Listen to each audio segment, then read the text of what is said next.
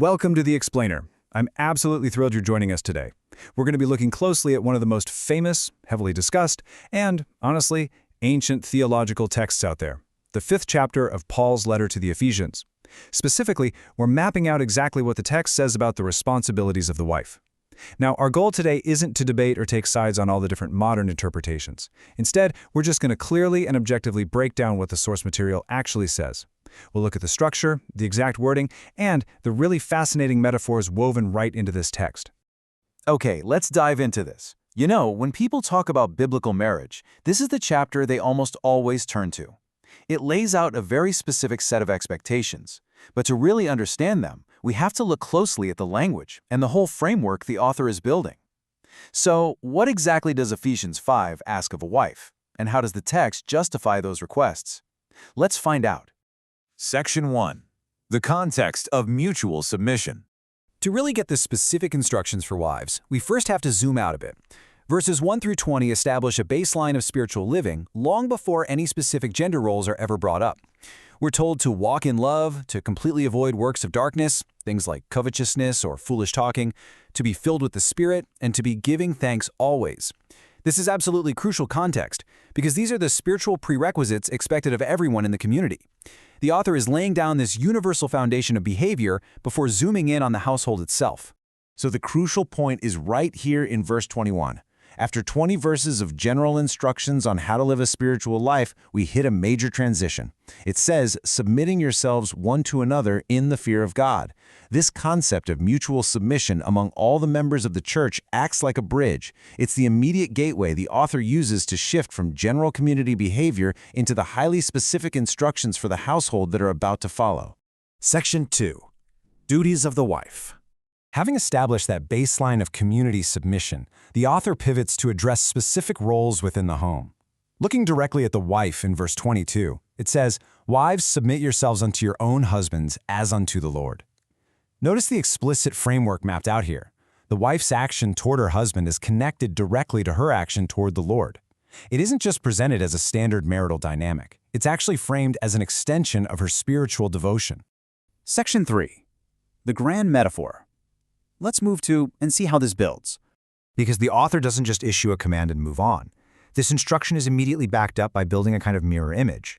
On one side of the mirror, you've got the earthly marriage, wives being subject to husbands. But on the other side, you have the spiritual relationship, the church being subject to Christ. The relationship between Christ and the church is explicitly used as the blueprint, the ultimate justification for the structure of the human marriage. Verse 23 spells this out super clearly. It reads, "For the husband is the head of the wife, even as Christ is the head of the church, and he is the Savior of the body."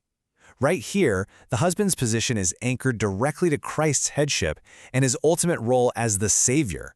That is a pretty heavy theological weight being placed right onto the earthly structure of the marriage. And then in verse 24, a sweeping statement really drives the point home.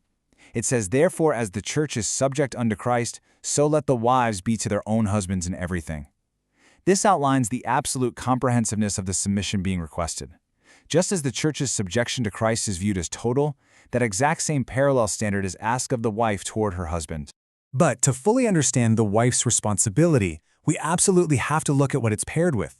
Over in verses 25 through 29, we find the husband's parallel duty. He is commanded to love his wife just as Christ loved the church and gave himself for it. He's instructed to love her as his own body and to nourish and cherish her. So the wife's duty of submission is structurally paired directly with the husband's duty of profound sacrificial love and care. And this brilliantly illustrates where the author's mind truly is. Down in verse 32, right after quoting the Genesis concept of two becoming one flesh, the author states, "This is a great mystery, but I speak concerning Christ and the church." This reveals that this whole discourse on marriage, submission, and love isn't just everyday domestic advice. It ultimately points back to a massive spiritual mystery regarding the unity between Christ and believers. Section 4. Reverence and final takeaways. As we reach the very end of the chapter, we're given one final summarizing instruction directed specifically at the wife. Verse 33 says, "Nevertheless, let every one of you in particular so love his wife, even as himself, and the wife see that she reverence her husband." What's really fascinating here is the shift in the language. The chapter opened its specific instructions to women with the word submit, but it closes the whole thought with the word reverence. Now, to reverence someone, as it's defined here, means to hold them in deep respect, awe, or veneration. This closing directive paints the wife's responsibility not just as an outward action of yielding or submitting, but as a deeply inward posture of respect toward her partner. It's meant to mirror the reverence a believer would naturally hold for the divine. Now, what's really interesting about this slide is how it synthesizes this entire complex theology into one clear matrix. The architectural brilliance of the author's argument becomes stunningly clear when you look at it this way. In the first column, we have the role, wife and husband. In the second column, the action requested, submit and reverence for the wife, love and nourish for the husband. And finally, in the third column, the spiritual parallel, the church's relation to Christ and Christ's sacrifice for the church.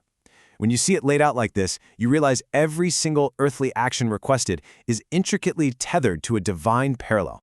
So, we've explored the prerequisites, the direct commands, the grand spiritual metaphors, and that concluding call for reverence. It's a text that has literally echoed through millennia.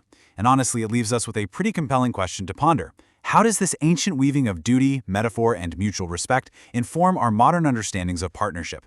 Whether you view it as a fascinating historical artifact or a living standard, the structure of Ephesians 5 remains an absolute masterclass in theological writing. Thank you so much for joining me on this deep dive, and I'll catch you in the next explainer.